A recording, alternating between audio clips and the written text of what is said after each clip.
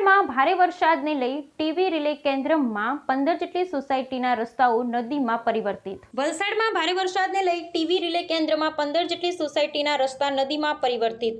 વલસાડ તાલુકામાં મોડી રાત્રિથી ધોધમાર વરસાદ વરસી રહ્યો છે. વલસાડ પડેલા ભારે વરસાદને કારણે વલસાડ શહેરના નજીક આવેલ ટીવી રિલે કેન્દ્ર વિસ્તારમાં આવેલ 15 જેટલી સોસાયટીના રસ્તા નદીમાં પરિવર્તન થવા પામ્યા છે.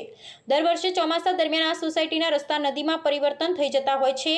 સાથે જો વધુ વરસાદ વરસે તો સોસાયટીના ઘરોમાં પાણી ઘૂસી જવા પામે છે. સોસાયટીના ઘરોમાં પાણી ઘૂસી જવાને કારણે રહીશોએ મોટી નુકસાની વેઠવાનો વારો આવે છે.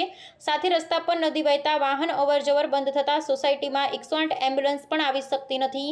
તો શાળાએ જતા બાળકો અને નોકરિયાત વર્ગ હોય કે સિનિયર સિટીઝનોને મુશ્કેલી વેઠવી પડી રહી છે. સાથે રસ્તા ખરાબ હોવાને કારણે અનેક લોકો રસ્તા પર પડેલા ખાડામાં પણ પડી જવા પામ્યા હતા. છેલ્લા 19-20 વર્ષથી અહીંયા પાણીની સમસ્યા છે, પણ અત્યાર સુધી કોઈ નિકાલ લાવ્યો નથી.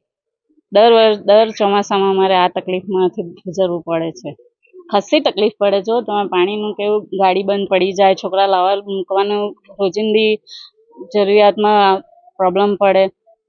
પછાડી ઘણા ઘરોમાં ભરાઈ જાય પાણી. કરી છે પણ કોઈ ફાયદો નથી ઘણા વખતથી.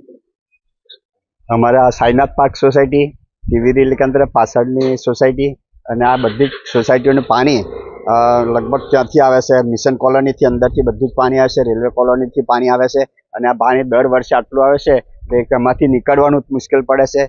માંદા માણસ હોય કે ઘરડા માણસ હોય એને તો જવું બહુ મુશ્કેલ થઈ જાય છે. હોસ્પિટલ જવા માટે મુશ્કેલ થઈ જાય છે. અને ઘણીવાર તો મોટરસાઇકલ ને બાઇકવાળા તો સ્લીપ થઈને પડી જાય છે અને કેટલાકને નુકસાન થઈ જાય છે.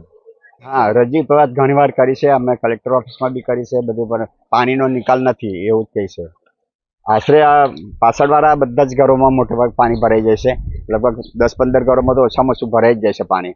અને રસ્તા પર તો કાયમ માટે અત્યારે ચોમાસું પૂરો થાય પછી પણ પાણી કાયમ માટે વહેતું જ રહેશે. કાયમ માટે પાણી કાયમ માટે પાણીનો નિકાલ થઈ જાય અને માણસો સારી રીતે આવી જઈ શકે એના માટે કંઈક સગવડ થાય તો બહુ સારું. હું રિટાયર્ડ ડેપ્યુટી મામલતદાર છું. રિટાયર થયેલો છું. મારું નિવાસસ્થાન અહીં જ છે. હવે અમારી બાજુની અંદર જે ખુલ્લું મેદાન છે એ મેદાનની અંદર આજે 10 વર્ષથી પાણી ભરાઈ જાય છે. ઓવરફ્લો થાય, દરેક સોસાયટીઓના પાણી ત્યાં જાય અને ત્યાંથી ઓવરફ્લો થાય એટલે એ દરેકના ઘરની આગળ જે રસ્તા છે નગરપાલિકાના બનાવેલા તેમાંથી પાસ ઓન થાય છે. એ લગભગ ઘૂંટણિયા સુધીનું પાણી ઉપર આવી જાય છે.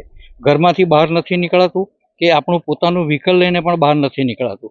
અને વયોવૃદ્ધ અહીંયા એટલા બધા છે, વરિષ્ઠ નાગરિકો, કે એ લોકોથી તો બહાર બિલકુલ નીકળાય નહીં. માની લો કે હારી છે, બીમારી છે, ઇમરજન્સીની અંદર જો મેડિકલ ટ્રીટમેન્ટ આપવા માટે બહાર લઈ જવું હોય તો પણ અંદર વાહન આવી શકે એવું નથી. એટલે આ બધી તકલીફોના સંદર્ભમાં જે વખતે ફરિયાદ થયેલી તે ફરિયાદની અંદર નગરપાલિકા દ્વારા જે રોડ આરપીએફ સાઈડ નીકળે છે તે રોડ ઉપર એ લોકો પાઇપલાઇન નાખી ગયા અંડરગ્રાઉન્ડ, પણ તે પણ છે ને નાના વ્યાસના, એ લગભગ એમાંથી પાણી નીકળે જ નહીં. ઘરના કેમ મોટા ભૂંગળા હોય ને પાઇપ હોય તેવા પાઇપ નાખી ગયેલા. હવે એ પાઇપમાંથી આટલું જોરદાર ઘૂંટણ સુધીના પાણી તાત્કાલિક નીકળી શકે એમ નથી.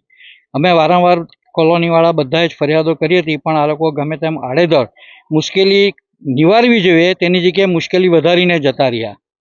આ પરિસ્થિતિ અત્યારે અહીં છે અને આપ જોઈ રહ્યા હશો કદાચ તો અહીંયા પાણી કેટલું છે એ પણ આપણને ખ્યાલ આવી જશે. એટલે આ બહુ મોટી તકલીફ છે.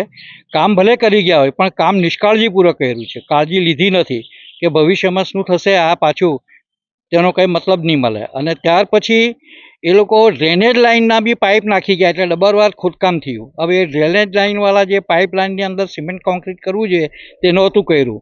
જે ડ્રેનેજ લાઇનની અંદર ખાડા ખોદીને માટી નીકળી તે પાછી અંદર ભરી દીધી, એ માટી બધી ઉખડી ગઈ. રસ્તા પર ખાડા પર બહુ છે અને જે બ્લોકના રસ્તા બનાવેલા છે આખા, એ બ્લોક બધા નીકળી ગયા. એટલે અવારનવાર થોડુંક ચાલો એટલે ખાડો આવે, થોડુંક ચાલે એટલે ખાડો આવે, પણ પાણીની અંદર આપણને ખાડો ખબર નહીં પડે એટલે પડી જવાની શક્યતા 100% છે.